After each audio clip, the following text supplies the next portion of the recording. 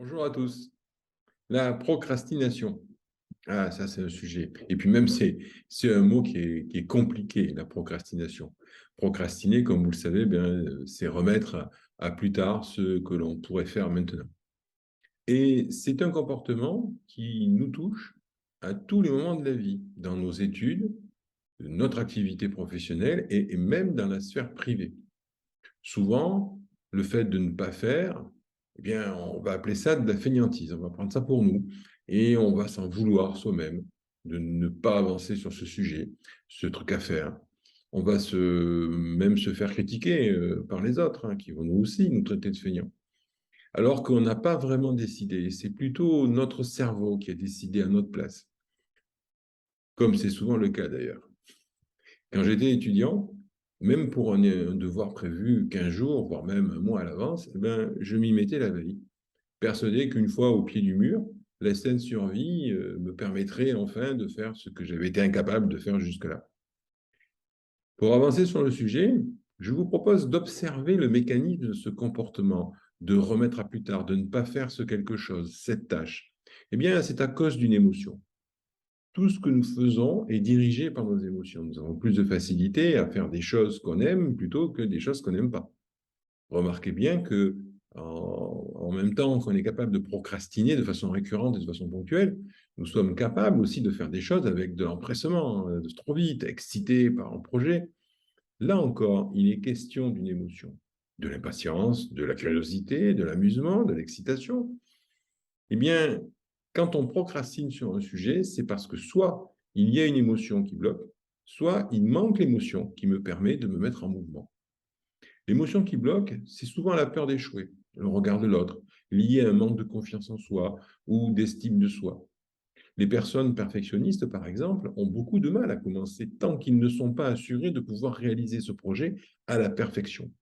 La peur du regard de l'autre, leur valeur exposée à la face du monde, ne peut pas supporter un reproche, une critique. Ce doit être parfait. Et donc, tant que ce ne sera pas parfait dans leur imagination, ils ne commenceront pas.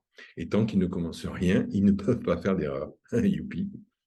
Il y a aussi cette peur de passer pour un nul, d'avoir l'air bête, que ça va intéresser personne, que d'autres l'ont fait mieux, que peut-être vont mieux le faire que moi, le fameux syndrome de l'usurpateur. Après tout, des vidéos sur la procrastination, il y a pléthore sur Internet. Non, mais je suis qui, moi, pour en faire une de plus? Pour l'émotion qui manque, c'est plus subtil, parce que moins présente dans le corps, moins évidente.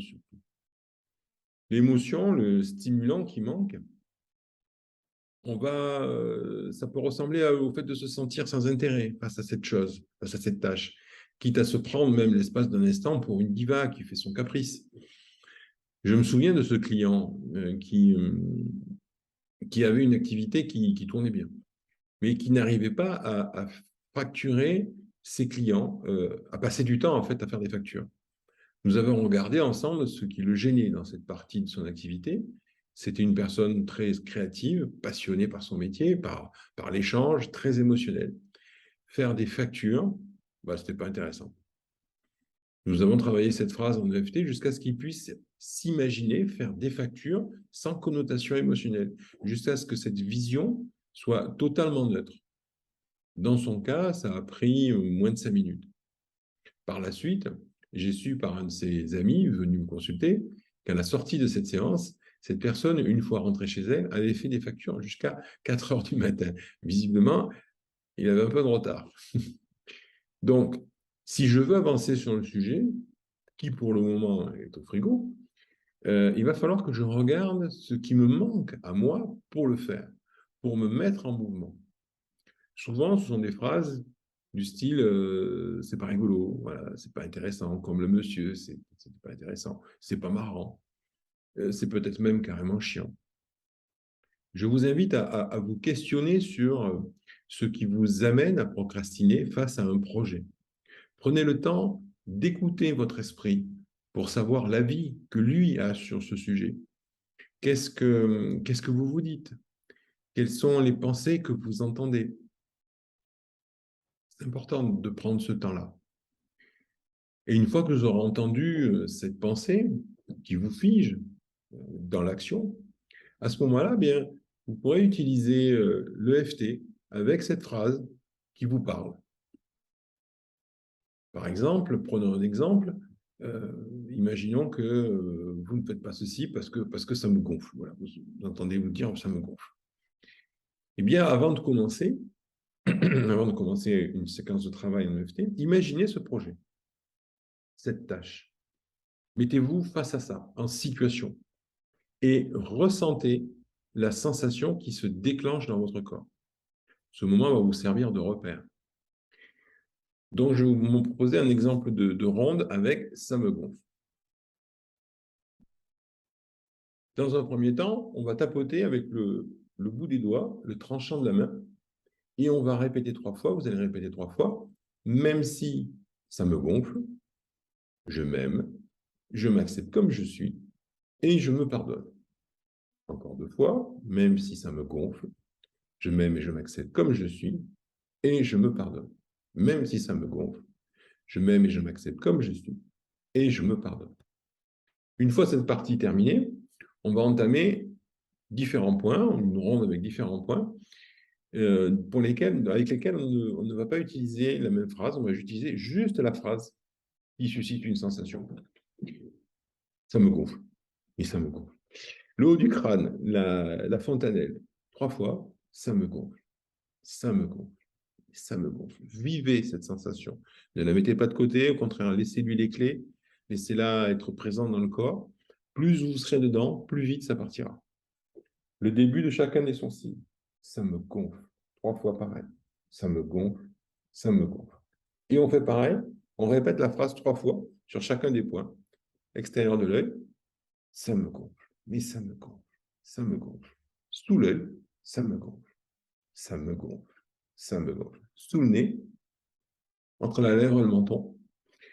Sur la poitrine, ici on regroupe les doigts, on tapote sur la poitrine, sous les clavicules, de part et d'autre du sternum, dans une zone qui est un petit peu souple et un petit peu sensible. Et là, on va le dire 6 fois, par contre. Ça me gonfle, ça me gonfle, ça me gonfle, ça me gonfle, ça me gonfle, ça me gonfle. On enchaîne avec le dessus du pouce, à la naissance de l'ongle, entre l'ongle en fait et l'articulation, 3 fois. Ça me gonfle, ça me gonfle, ça me gonfle. On continue sur les autres doigts, le côté de l'ongle de l'index, le côté de l'ongle du majeur, le petit doigt. Le dernier point est ici, vous prenez vos doigts d'une main, vous tapotez sur le tranchant, là, sur le sillon entre les os de l'annulaire et du petit doigt, à cheval sur l'articulation, et vous dites 3 fois, ça me gonfle, ça me gonfle, ça me gonfle. Voilà. Vous avez terminé la ronde. Maintenant, vous prenez une bonne inspiration, ample, et vous redites cette phrase, ça me gonfle. Vous ressentez ce que ça déclenche maintenant. Vous vous repositionnez face à cette situation. Vous voyez comment vous l'envisagez maintenant. Si vous sentez que c'est mieux, mais que ce n'est pas encore ça, eh bien, faites encore une ronde, peut-être même plusieurs rondes, tant que vous sentez que c'est nécessaire pour arriver à ce résultat de vous imaginer dans cette situation sans ressenti émotionnel, sans problématique, peut-être même avec une autre façon de voir les choses. Sous la vidéo, je vous proposerai des phrases que vous pourrez tester et travailler si elles déclenchent une sensation pour vous.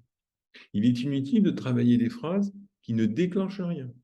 Cette liste, naturellement, n'est pas exhaustive, car vous êtes unique et nous avons tous nos propres mots pour exprimer le problème que nous avons. Testez vos propres phrases parce que la solution, en fait, elle est chez vous. Je vous invite à partager vos phrases personnelles que vous auriez trouvées, qui n'est pas dans la liste que je vous propose. Mettez-les en commentaire sous cette vidéo pour en faire profiter d'autres personnes. N'hésitez pas non plus à me faire part dans vos commentaires des résultats que vous avez pu obtenir grâce à cette vidéo. Je vous remercie pour votre attention. N'hésitez pas à mettre un petit pouce en l'air, abonnez-vous si vous le souhaitez, enfin, vous faites comme vous le sentez. Et puis, on se retrouve très prochainement pour une autre vidéo, pour un autre sujet. Voilà. Et ben voilà.